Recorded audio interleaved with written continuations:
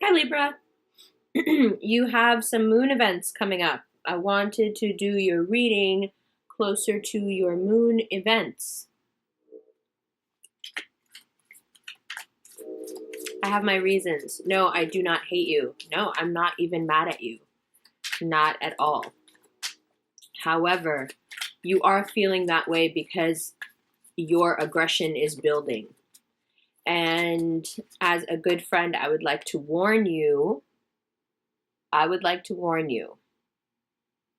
You're going to feel aggressive. You're going to want to break things. You're going to want to test relationships and see what is stable enough to, really hold weight. You're going to feel bold. 7 of Pentacles, 7 of Swords, Knight of Wands. So fire energy coming in really strong, and I think it's because the Mars influence, Wheel of Fortune in reverse is the bottom of the deck. I think it's because it's the Mars energy that's going to lead you to want to kick some stuff up. But you have to be careful. See, that's why this is so great. You don't want what you're working for and what you've invested in and what you have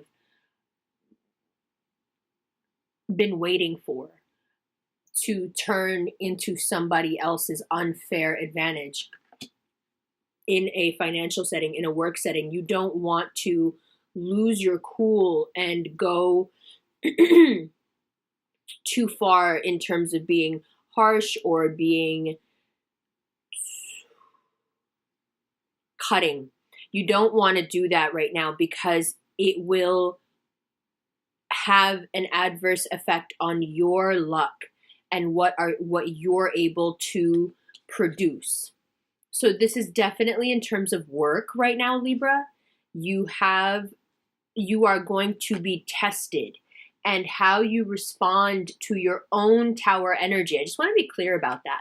So this is Mars. This is an energy that wants from you. This is everything that's going on with Mars and with Jupiter. This is an energy that wants Libra to say the things, take control. What's going on in the situation? I haven't said anything about this for so long, but now I can't take it.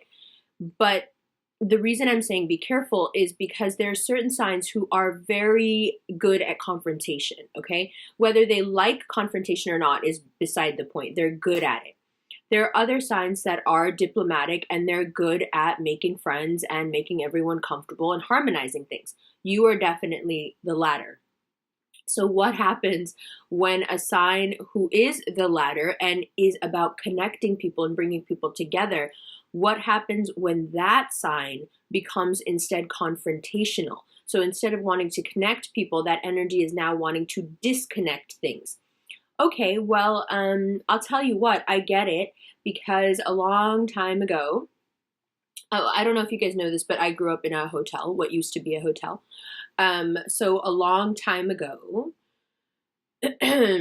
there was a switchboard downstairs, and like, I'm not that old. It was old back then. It was ancient back then, but I think they had it because it was like charming. But there was this thing where you had to plug into the different, slots to get connected to the different rooms. It was really neat, and you had to like take the plug from one place and put it in there and then take it out when the call was disconnected. So you kind of had to be on the call the whole time. So I would watch this go on a lot. And then there would be, at some point, the woman would disconnect all the things at once. She would pull all the different things. And I remember that being like a really satisfying moment. Like, yes, whatever was just happening, all those connections she was making, it's over. She's pulling all the things. And you could see in her as well that there was some sort of achievement, satisfaction, dare I say, enjoyment in just the, pedantic kind of like disconnect. And then after she would do that, there would be this sort of like slump of satisfaction, release, a sigh of relief, perhaps just being able to rest for a moment, because making connections is exhausting. And so being able to disconnect is liberating. However, for a sign that likes to connect, loves to connect, lives to connect, disconnection sounds really terrifying, doesn't it? That's why you guys are like freaking out. You're like, where's our reading? Where's our reading? I feel the energy disconnecting. And I'm like, where's your reading? Where are you going? Why are you disconnected? Wait a minute. If you want your reading, you got to, and you guys are like way out at sea already going like, Umber, where's our reading? And I'm like, will you come back and Libra energy, come back and engage with me so I can give you your reading? And instead your energy's like, no, come meet us on the boat out here. All right, well then I got to put on, clan.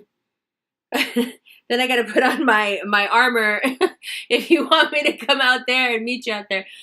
But it's okay. It is not as bad as it seems. It is only that bad because, like I said, it is not your safe space. For many signs, confrontation is a safe space, and they love it, For many signs, they hate it, and yet they are really good at it. You are neither. You neither like it, nor are you good at it. And why are you not good at it? Because now there's Libras going, wait a minute, I know how to tell somebody off. Nah. Sure, you know how to do it really great 3 days later when you're thinking about it in your head. I totally believe you. But also in the moment, you do have cardinality. You have your moments where you can, really assert yourself. But that isn't where your flaw is. That's not where I find fault in your ability to handle confrontation well. The way that I feel that Libras are not good at confrontation is this.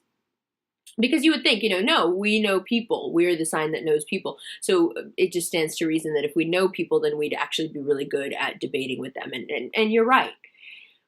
The place where Libra goes wrong, and I think this reading really speaks to it, and everything that's going on with you this month speaks to it as well, is that you have a tendency to tip too far one way or the other, which is another way of saying you have a tendency to overdo it, or the way that my father likes to put it, which is over smart. I am convinced my dad made that word up. But over smart, let me give you an example of over smart. I think it's a mix of arrogant, intelligence, know-it-all. It's like he's come up with this term that he used to actually call my ex-husband. By the way, my dad is a Libra. So over smart. And this is where I think that Libras go wrong. And that is that you have the ability to confront, you have the ability to sense where a person's weakness would be and to be able to exploit it in a nice way, but, to get what you want and make your point. The weakness comes in that you overdo it. The weakness comes in the moment where you have a successful encounter with someone that is somewhat confrontational and you handle it really well and you get what you want out of the situation. And instead of walking away from that situation feeling quite satisfied, and like, yay, I got what I wanted and I got what I deserved and that went really well and cool. Instead, it's the Wheel of Fortune in reverse, which is, it imbalances you. And then all of a sudden you've got these things like going to your head and you're like feeling like, bow down bitches, like everybody should be doing what you want and then you start kind of embodying this tower energy and walking around feeling like that particular scenario speaks for all the scenarios. And it's easy for the cardinal signs to get kind of lost in their own boss vibes. And when Libra has successful confrontation, successful in that you get what you want, you are not embarrassed, you don't feel like the other person has been embarrassed, you feel like it was productive, you feel like it was still, in the vein of kindness and didn't get ugly. When you feel like you have won in that environment, instead of the things I just mentioned are very pleasant, they're very classy, they're very mannerful. So you would think that the reaction Libra would have to having won in such a way would be to also be respectful and mannerful. But duality. And all signs and all people and all things have duality. So Libra should not in any way shy away from anyone pointing out their duality. Instead, this is a learning opportunity for you. So the duality being that although you can achieve victory with quite a lot of finesse, your reaction to victory is not all that refined at all. Your reaction to victory can be quite gauche or quite gaudy, to be honest. And what is it? It goes to your head. And there is this sort of like, I'm big and bad moment. And I feel like every time Libra does that, someone who's like kind of preys on that kind of energy, a bully, just shows up immediately. And so you're inviting into your life, someone who will take from you by exhibiting this, I got it, I can shake the foundations of anything kind of energy. And you can see, this is my issue with most astrologers. This is my issue with most people who like to do predictions, okay? So if I were to say to you that you were going to have this energy and you should be careful, I mean, yeah, anyone who's, reading remedial, astrological like facts about what's going to happen in such and such day and such year can figure that out. But the job of someone who is trying to make sense of those things for you is to anticipate your needs. Well, everyone's job in life is to anticipate everyone else's needs, but that's my Virgo moon speaking. So sure, you will have this energy where you want to shake the foundations and you will have some initial success and you will therefore think that you can shake even more foundations. And for the most part, it will go well, even when it's not going well, because you're just dumb lucky right now. But if I were to stop there, I'm doing you a disservice. That's what I was getting to. Because what's more important than you wanting to go on this over smart kind of power trip is the sort of people you attract when you behave that way. Let me give you an example without in any way naming names. I have a relative who is really into this tower energy. He likes to throw this energy around a lot.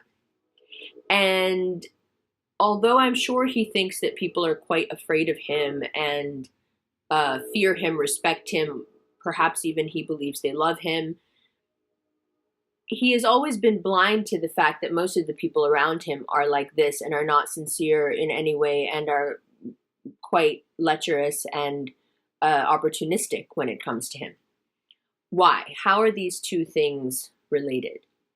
And when I say that he has this tower energy, this is someone who is extremely charming, someone who can really work a room, someone who knows everyone in his community. It's like fantastic, right? And that's why he has the ability, as do you, to harness this energy and be able to really throw it around when you feel like it. So why? Why would this then attract a bullying energy? Well, to be perfectly honest, because the tower energy is a bullying energy. What I described, what happens to you when you have a successful interaction with someone where you feel like you get what you want, and then it goes to your head, and then you start doing it to people who don't deserve it and applying it to, applying force to situations that don't deserve it. What I was describing was a bully. And so when you start to exhibit that, if as the tower card is the first card that come up, as I was saying, I'm going to warn you, I want to warn you about something. If you start to exhibit from some initial success starting now, you didn't need this reading before now, but I digress. If it starts to go to your head, you will start to exhibit those bullying qualities, and that will attract this taking energetic vampire bullying energy to you, because it is what you were putting out and that is what you are going to get back. So how do you keep yourself from falling into that and attracting the Seven of Swords when you could be attracting the Seven of Pentacles, and you were attracting the Seven of Pentacles before this, rush of power energy came in and kind of turned everything upside down? It's still really good, but it's turned upside down. What is it? It's that fire. It's that fire that you are being bathed in, but you have to understand that that's the fire of manifestation. So what you want to do with that is you want to keep that on the pentacle side of things. Because as you can see, there's really no comparison between the Seven of Swords and the Seven of Pentacles, you definitely want to be on the Seven of Pentacles side, right? So let's keep going, and then I'll move the camera back and you can see your cards. So we have 5 cards at the moment. Wheel of Fortune in reverse, 7 of Pentacles, the Tower, 7 of Swords, and the Knight of Wands. The Knight of Wands also indicative of fire signs. So I think here the Knight of Wands is talking about people who are going to be coming to you with all sorts of salacious things that they want to say, people who are going to try to trap you with your own words, people who are going to talk to you, gossip to you, and really they're trying to burn your house down. I think you have to become very, post-World War II East Germany, like suspicious and quiet right now. The Fool in reverse. It fell right side up and then turned around in reverse. So yeah, starting off on a pretty difficult new journey, and things not getting off on the right foot. So let me just move this back quite a bit. All right. Starting with the Tower, 7 of Pentacles, 7 of Swords. I like this because it's very balanced, huh? It's like, how are you going to handle this energy? How do these scales weigh out for you? Look, both these arcana in reverse. Balance again, huh? Both very good cards, both major arcana, both in reverse. And then the fire energy that's responsible for the reversals, right? So as you can see,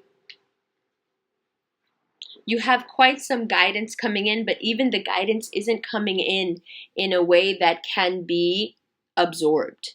It's the Arcana's way of saying, we're trying to get the message across but this person is not open to receiving the message. But perhaps if they see it pointed at them, perhaps if they see it pointed at them, staring at them, they will remember that things are actually going quite well, and the way to sustain this is to remain childlike and pure about what's going on in your life, and not to be on any sort of a power trip, but also to remember that even when things, and just in general, but to keep that pendulum from swinging too far one way or the other, to remember that even the things that may seem like they're not very good luck are. You see? People are always asking me, why don't you put the camera so we can see the cards the way you can see them? And there's such a push for it sometimes. And I'm like, no, these are the new people who don't get it yet. This is the way you're meant to see them, because you are the one being read for. The cards that are meant to be seen by you are facing you. Why are they facing you? Because they're trying to remind you of something. What is this fire energy supposed to be used for? You can see, obviously, it's this Tower, you can see what's happening here. You can feel it too. You can feel your scales are imbalanced. You can feel that one side of it is so icky that you don't even want to go near it. You do have this sort of a sapping of your enthusiasm. You feel so drained.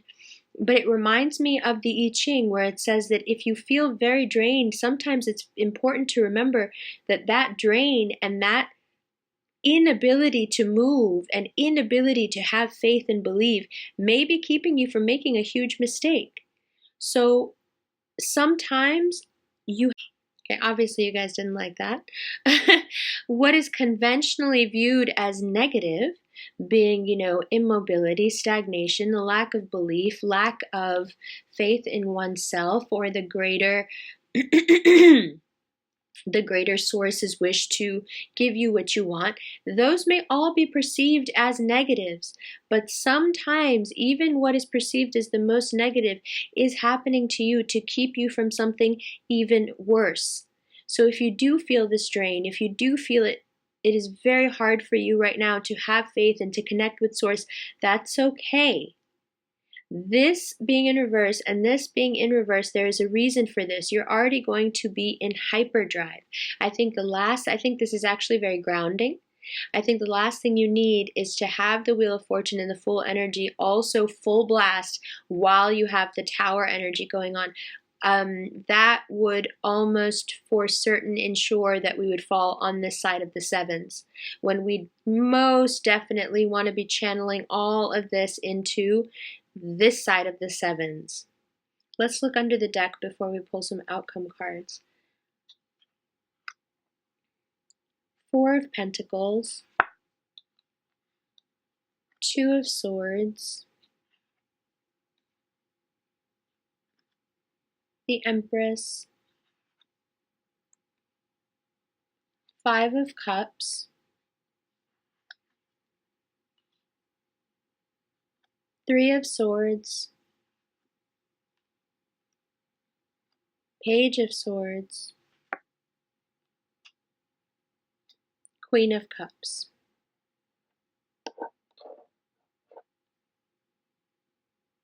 Why keep going? Why pull so many? Because the story is so clear. It's like it goes on as if to say, let me reiterate if you did not understand the first time. If you cannot turn the Fool energy and the Wheel of Fortune energy around, stay with it. Stay with it. But if you choose to stay with it, the process will be prolonged. You will compound your stubbornness. You will compound your stagnation. You will compound your inability to move because you are so lost in your own thoughts and in your own head. And we know this. We know that for Libras, when the Two of Sword cards comes up, you guys are not doing well. Your scales are very heavy with your thoughts and nothing else is doing. These two cards are the antithesis of each other. We reach this place when we have completely forgotten our worth and who we are and what we stand for and where we come from and what we're capable of and what abundance we have and create and embody. When we have forgotten all of that, we are this Two of Swords. And what is the Two of Swords? Someone who has forgotten everything except their worries. And on the other side of it, so you have this Empress archetype flanked by the Five of Cups energy and the Two of Swords energy and the Four of Pentacles energy. So all of these cards, very fixed, often a card I associate with Aquarians, very fixed energy, often a card I associate with Tauruses, often a card I associate with Scorpios. Very, very fixed energy, and this is what is holding you back. It is what is holding you down. It is the things that you are unable to let go of. It is the grudges you are unable to let go of. It is the mistakes that you have made that you are unable to cop to right now that are keeping this archetype from emerging. These are the shackles around this. And if you were to systematically work on these, you would be able to rise above your present petty sort of well, this happened in the past and this happened and I didn't, but that was then, and reach a higher level of understanding. Now, if you choose not to do that, because of course that is your choice, then you see here how the swords progress. So we go from Two of Swords to Three of Swords, because instead of embodying this Empress energy and kind of getting out of the situation, you dive further into the fixed energy by going into the the Five of Cups, where you're just fixated on these three spilled cups, the two going to the Three of Swords. And then there is the purveyor of the third sword. So how do you go from the two to the three? There is an air sign here who is coming up as very, very, let's say, hidden important. They are very important and you have extremely deep feelings for them, but it is hidden. It is not something that is out. It is not something that is in the open. It is not something that perhaps they know about or you both know about it, but no one else knows about it. And that person is also dealing with someone else. And that someone else, that water sign energy, is much more powerful than they are. So they have their own sort of messy situation going on. But the mess of that is what I think is causing this 2 and 3 of Swords energy, because nothing else is speaking to what it is. But the 7 of Swords, and then the 2 of Swords, and then the 3 of Swords, and then the Page of Swords. So, you know, the pattern is emphasizing that the swords here are cards of anxiety and to not be trusted, and the source of pain, the source of questioning oneself, the source of taking from you. And so this person here coming up as someone who is not at all good for you, but is also attached to another person in a way that will definitely ensure that they will take from you, that they will leave you you know, in a state of this questioning and vagueness and anxiety all the time, and you know, if it suits their purpose. And perhaps, Libra, what you have to realize is that there are quite some people in your life who are who find it very beneficial for you to be in the 3 of Swords energy, and for you to be what is the 3 of Swords energy for Libra? It's imbalance.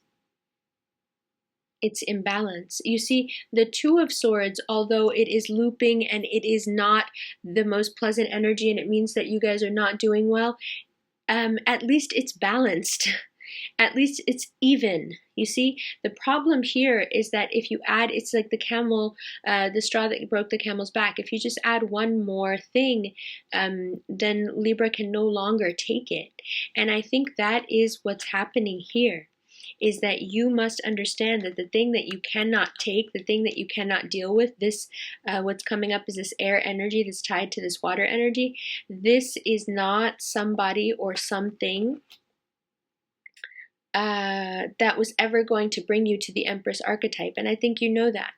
This was always going to be a downward spiral.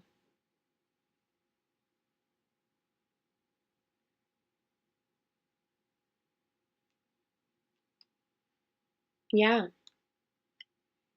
Yeah, you definitely know that. But how complicit in that do you want to be?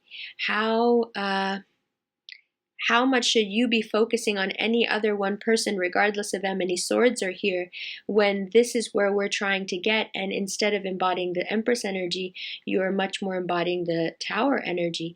You know, not to be cruel, but we don't really have time for all this. If the plan is to go from here to here, there's a lot to do, there's a lot to think about, there's a lot of people to forgive, there's a lot of ways in which you will be asked to move on.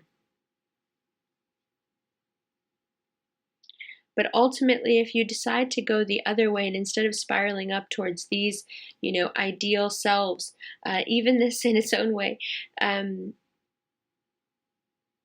know, I quite like it, sudden change.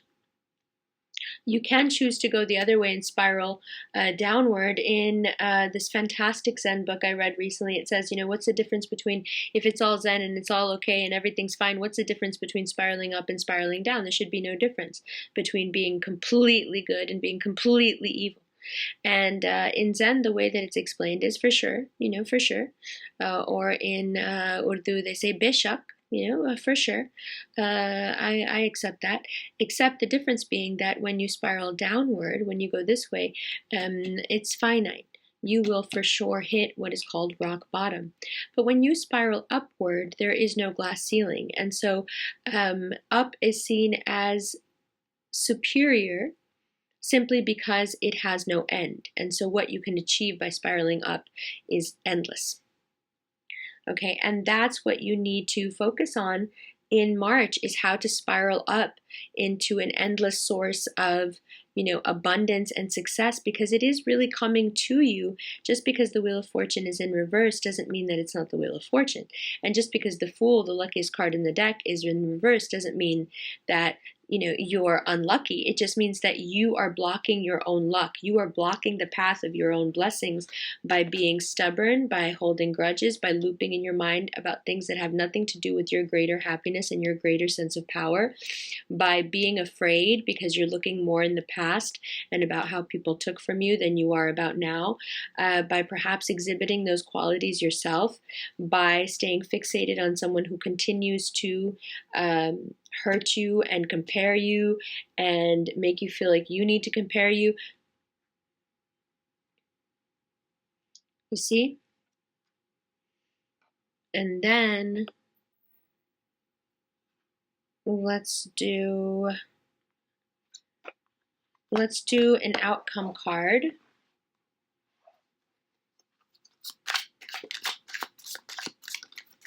And then in the extended, we'll do some clarifications. We'll do a new shuffle. Ooh, what a great card. Ooh, what a great card. So, congrats, congrats. The World card, Libra. That's so good. You see, you have the Wheel of Fortune, you have the Fool, lucky, lucky, lucky. It's so good. And it came up upright. It's so good. All this stuff is good stuff. Get out of your own way. Don't let it get to your head. Don't be too hard on people, because then you attract people that are going to be hard on you. Get out of your own way. Get out of the past. Get out of your mind. Stop holding on so tight. Let these energies turn around and come full circle for you. In the extended, we'll take a look, bottom of the deck. So it's Ace of Pentacles, 10 of Swords, 4 of Cups, Queen of Pentacles, the Hierophant, and then we'll do a new shuffle and we'll clarify the 3 of Swords and these reversals and the World card. But what a great outcome card. Come on. Like, you know what this is saying to me? This is, okay, you guys, you can do this. You really are going to get all the things. They are already here. You may not be able to see them exactly the way you want, but it's all coming to you anyway. So get this stuff out of the way. Right? Spiraling up is the name of the game. Okay, Libra? All right, so the extendeds have all been moved over to, you can find them, the extendeds have been moved over and can be accessed through the website now because YouTube no longer does paid content. Dates for the satsang in Oakland are both sold out. However, there is a New York date for April 8th, and I'll leave the information below. And Twitter and Instagram and everything else is below. There's a new yoga video that is out that's on the channel. It's 5 minutes. I'll be posting more of those. And there is a channel that I'm starting called Shamana Athletics that's going to be all yoga videos, so you can check that out as well. And yeah, if you go to the website, you're going to have 2 options, and there'll be 2 links in the info below. One will be to go to the website and have direct access to the extended as soon as it's uploaded. And the other is the method that we've been using, where you go to the website and there'll be a Shopify link and you can buy access to the website and then you wait for a link. So if you want instant access, you want to be able to stream it and you want to be able to download it, go to the website and there'll be one sort of link. Or if you'd like to do the method that we were doing previously, both are options, then you will go to the Shopify link below and you can do it that way. Either one, it's up to you, and there's also going to be a link for the pre-order of the book. All right, Libra, love you. I'll see you in the extended.